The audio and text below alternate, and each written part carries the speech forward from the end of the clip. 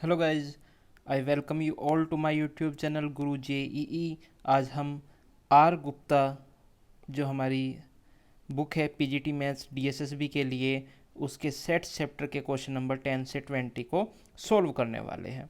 तो चलिए चालू करते हैं क्वेश्चन नंबर 11 से।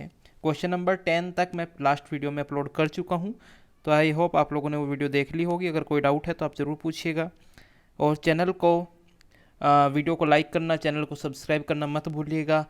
अदर बच्चे जो टीजीटी की तैयारी कर रहे हैं मैथ्स के लिए, या किसी को कोई कंसर्न है तो please let me know. Thank you. Let's start with question number 11। Question number 11 में हमें दिया है कि जो सेट ए है, सेट ए में नंबर ऑफ एलिमेंट्स वो m है, और सेट बी में नंबर ऑफ एलिमेंट्स n है। ठीक है, आसान सी चीज़ है यहाँ तक। n m से बड़ा दिया हुआ है, तो हमें बताना है the number of injective functions. इसका मतलब वन फंक्शंस के बारे में आपको बताना है कि कितने हो सकते हैं सेट ए से सेट बी में। Let's say this is set A, this is set B, set A set B. Set A में नंबर ऑफ एलिमेंट्स m है, let's say 1 2 3 up to m। Set B में number of elements n है, 1 2 3 up to n। ठीक है, one function बताना है, तो हम बात करते हैं वन से स्टार्ट करते हैं। वन के लिए हमारे पास कितनी चॉइसेस है? वन के लिए हमारे पास चॉइसेस है n। सपोज करो वन के साथ मैच हो गया। टू के लिए अब कितनी चॉइसेस बची? टू के लिए चॉइसेस बची हमारे पास n-1। सपोज करो टू के साथ मैच हो गया। थ्री के लिए कितनी चॉइसेस बची अब? n-2। सपोज करो थ्री के साथ मैच हो गया। फोर के लिए चॉइसेस बची हमारी n-3। सिमिलरली m के लिए कितनी चॉइसेस बचेगी? ठीक है, टू के लिए n-1 चॉइसेस थी, इसको हम लिख सकते हैं n-2 + 1। थ्री के लिए n-2 चॉइसेस थे, इसको लिख सकते हैं हम -3 + 1। फोर के लिए n-3 चॉइसेस थी, इसको लिख सकते हैं हम n-4 + 1। तो m के लिए जो चॉइसेस बचेगी वो हो जाएगी हमारी n - m + 1। अब मैथमेटिकल प्रिंसिपल का यूज करते हैं, उन सबकी मल्टीप्लाई कर देते हैं। n multiplied by n-1 multiplied by n-2 up two multiplied by n-m + 1। और यही सेम वैल्यू होती है हमारी n factorial divided by n - m factorial की। इसका मतलब n - m फैक्टोरियल। तो अब ऑप्शन मैच कराते हैं, कौन सा ऑप्शन हमारा सही मैच हो रहा है? सी ऑप्शन हमारा सही मैच हो रहा है इसके लिए। क्वेश्चन नंबर 12 से पे चलते हैं। क्वेश्चन नंबर 12 में हमें क्या दिया हुआ है? क्वेश्चन नंबर 12 में दिया है the number of surjective function that can be defined from A set. कोई सेट है जिसमें हमारे पास 5 एलिमेंट है, लेट से ए 1 2 3 4 5, ये कोई 5 एलिमेंट में मान लेता हूँ। सेट बी है जिसमें 3 एलिमेंट है, 1 2 5 के बाद में 7 12 13, ये 3 एलिमेंट में यहाँ पे मान लेता हूँ। तो अब हमें किसकी बात करनी है? फंक्शंस की बात करनी है, और वो भी कैसे? सर्जेक्टिव। सर्जेक्टिव मतलब onto functions. Onto functions का मतलब है कि सेट बी में कोई भी एलिमेंट ऐसा नहीं होना चाहिए जो सेट ए के किसी ना किसी एलिमेंट की इमेज ना हो। इसका मतलब ये जो 5 एलिमेंट हैं, इनको मुझे 3 पार्ट में डिवाइड करना है, और पार्टीशन इस तरीके से करना है कि हर किसी के पास एक एक एलिमेंट तो कम से कम हो। तो पार्टीशन जब मैं करता हूँ तो 3 पार्टीशन में करना है, तो मैं पहले को 1 दे दिया, दूसरे को 1 दे दिया, तीसरे के पास कितने गए? 3। दूसरा पार्टीशन हो सकता है हमारा 1 2 2। तीसरा पार्टीशन हो सकता है, जब इसमें से मैं एक सब्ट्रैक्ट करूँगा तो वापस 2 1 2 बन जाएगा, वो यही रहेगा। और कोई पार्टीशन हो सकता है? जी नहीं। अगर आपको कम से कम एक एक देना है तो 5 के यही 2 पार्टीशन पॉसिबल है। यानी कि अब मैं 5 की ग्रुपिंग यहाँ पे कर सकता हूँ। पार्टीशन क्यों किया मैंने? सपोज करो कि 1 और 2 7 के पास चला गया, 3 और 4 12 के पास चला गया, और 5 13 के पास चला गया। इससे क्या हुआ? हमारा फंक्शन ऑन टू भी हो गया और ये फंक्शन भी रह गया। तो ये देखो कि हर एक एलिमेंट के 7 12 13 के पास एक एक जाना जरूरी है, इसलिए मैंने एटलीस्ट 1 1 यहाँ पे दिया है। अब जब पार्टीशन हो गया तो ग्रुपिंग कर लेते हैं।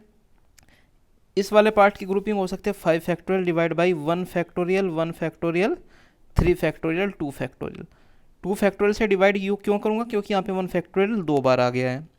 इसको लिख सकता हूँ मैं 5 multiplied by 4 divide by 2, this is equal to 10। Second part second partition करता हूँ तो 5 factorial divide by 1 factorial 2 factorial 2 factorial, यानी कि जो थे इन तीनों से मैंने यहाँ पे डिवाइड कर दिया फैक्टोरियल लगा के। अब 2 फैक्टोरियल 2 बार आ रहा है तो 2 फैक्टोरियल से मैं और डिवाइड करूँगा, इसको लिख सकता हूँ 5 multiplied by 4 multiplied by 3 divide by 4, 4 to 4 cancel 15, दोनों को ऐड किया तो मुझे मिला 10 + 15 दैट इज इक्वल टू 25। मैं ऑप्शन चेक करता हूँ क्या कोई ऑप्शन मैच हो रहा है। जी हाँ, ऑप्शन सी हमारा मैच हो रहा है। आप आंसर को वेरीफाई कर लीजिएगा। क्वेश्चन में अगर अभी भी कोई डाउट है पार्टीशन को लेकर तो आप मुझे बता दीजिएगा, मैं नया टॉपिक ऐड कर दूंगा यहाँ पे। क्वेश्चन नंबर 13 पे चलते हैं। क्वेश्चन नंबर 13 में हमें दिया है P एक ऑर्डर्ड पेयर्स का सेट है और ऑर्डर्ड पेयर कैसी है कि x² + y² इक्वल टू 1 है। x y हमारा belongs to set of real number है। तो पूछा गया है कैसा फंक्शन हो, कैसा रिलेशन होगा। ऑब्वियस सी बात है, जब मैं x को y से या y को x से रिप्लेस कर देता हूँ यहाँ पे, तो पहले तो था हमारा x² + y² is equal to 1, x related to y। x को y से रिप्लेस कर दिया, y को x से कर दिया, तो मुझे क्या मिला y² + x² is equal to 1। और इसी चीज़ को मैं x² + y² is equal to 1 भी लिख सकता हूँ, जो कि वापस मेरा क्या हो गया x, y। इसका मतलब x related to y and y related to x दोनों आपस में कैसे है, इक्वल है। ठीक है, अगर x रिलेटेड टू y है तो ये रिप्रेजेंट कर रहा है कि y भी x से रिलेटेड है। ठीक है, तो फंक्शन हमारा हो गया सिमेट्रिक। ठीक है, सिमेट्रिक होने से काम खत्म नहीं हो जाता, सिमेट्रिक होने से काम फिनिश नहीं हो जाता। आपको ये भी दिखाना है कि ये ट्रांजिटिव क्यों नहीं है, ये एंटीसिमेट्रिक क्यों नहीं है और रिफ्लेक्सिव क्यों नहीं है। हालांकि पेपर में इतनी सारी चीज़ें हम नहीं दिखाएंगे, पर आपको खुद से ज़रूर सोच लेनी है। चलो क्वेश्चन नंबर 14 पे चलते हैं। क्वेश्चन नंबर 14 में हम लोगों को दिया हुआ है in the set A, set A है हमारा 1 2 3 4 5, A relation R is defined by x related to y such that x, y belongs to a and x less than y। तो बताना है कि आर रिलेशन कैसा होगा। ठीक है, पहले बता देते हैं कि रिफ्लेक्सिव क्यों नहीं होगा। 1 2 से छोटा है, 1 1 से छोटा है ही नहीं कोई भी, इसका मतलब x is not related to x, इसका मतलब रिफ्लेक्सिव नहीं होगा। सिमेट्रिक देखते हैं, 1 2 से छोटा है बट ये इम्प्लाइज नहीं करता कि 2 भी 1 से कभी छोटा होगा। इसका मतलब x related to y does not implies that y related to x, इसलिए हमारा सिमेट्रिक नहीं हुआ। ट्रांजिटिव की बात करते हैं, 1 2 से छोटा है एंड 2 3 से छोटा है, इसका मतलब 1 भी 3 से छोटा होगा। राइट, ये चीज़ हमारी यहाँ पे होल्ड हो रही है। इसका मतलब जो हम कह सकते हैं कि x रिलेटेड टू y था and y related to z था, तो यहाँ से हमें इम्प्लाइज हो रहा है कि x भी z से रिलेटेड है। इसका मतलब हमारा जो रिलेशन है वो ट्रांजिटिव रिलेशन है। और ये कौन सा ऑप्शन मैच हो रहा है, ये सी ऑप्शन हमारा मैच हो रहा है। क्वेश्चन नंबर 15 पे चलते हैं।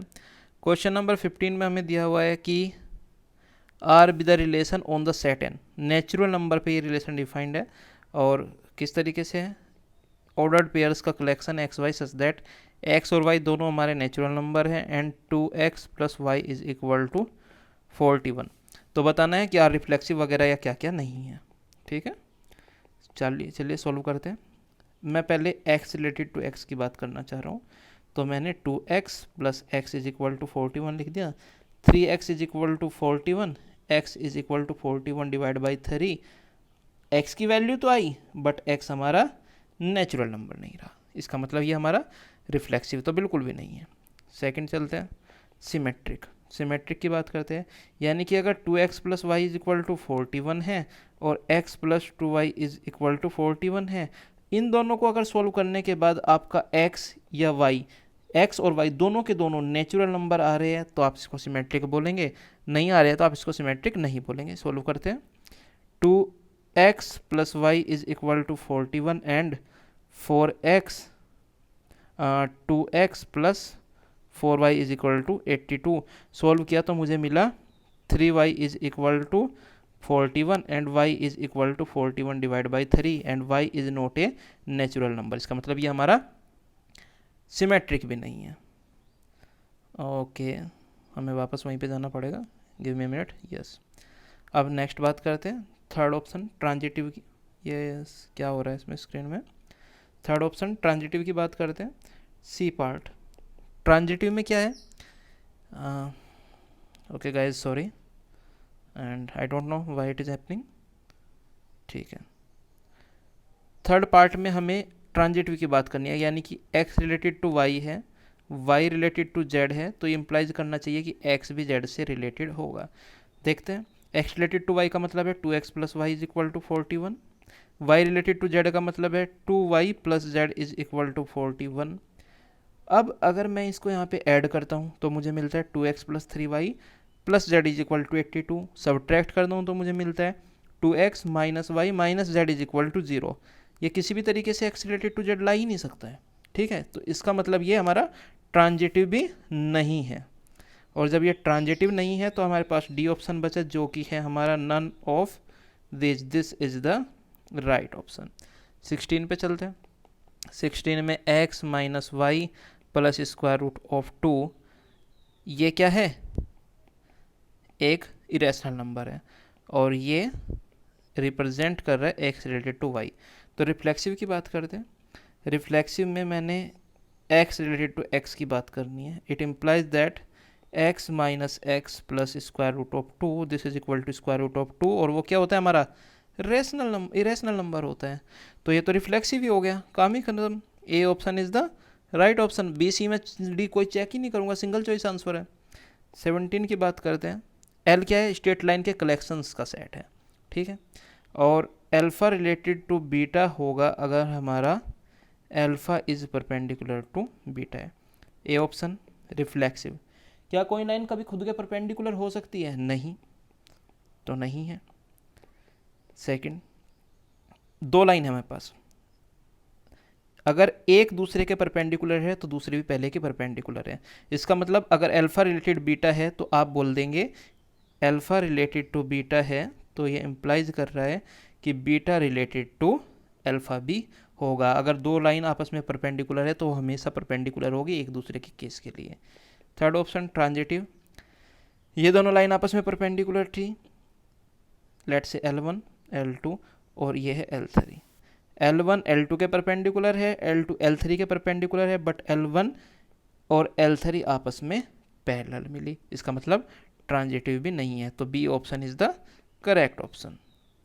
18th क्वेश्चन पे चलते हैं। F Z is equal to दे दिया मॉडुलस ऑफ जेड के, तो बताना है मैनी 1 1 1 ऑन टू क्या होगा। मैं दो एलिमेंट ले लेता हूँ, Z1 is equal to a plus i b and Z2 is equal to a minus i b. Modulus of Z1 क्या हो जाएगा मेरा, square root of a square plus b square, और मॉडुलस ऑफ Z2 भी यही होगा। यानी कि दो डिफरेंट एलिमेंट्स की जो इमेज है वो एक ही इमेज है, और वो इमेज क्या है ये, इसका मतलब फंक्शन हमारा कैसा हो गया, मैनी 1 हो गया। अब जो मॉडुलस ऑफ Z है वो एक्चुअल में लेंथ है, and length is never negative, length कभी भी निगेटिव नहीं होती।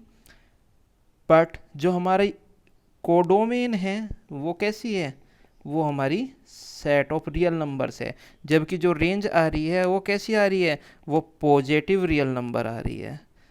कोडोमेन और रेंज आपस में इक्वल नहीं है, codomain is not equal to range. अगर कोडोमेन और रेंज आपस में इक्वल नहीं है तो फंक्शन हमारा हो जाता है इनटू।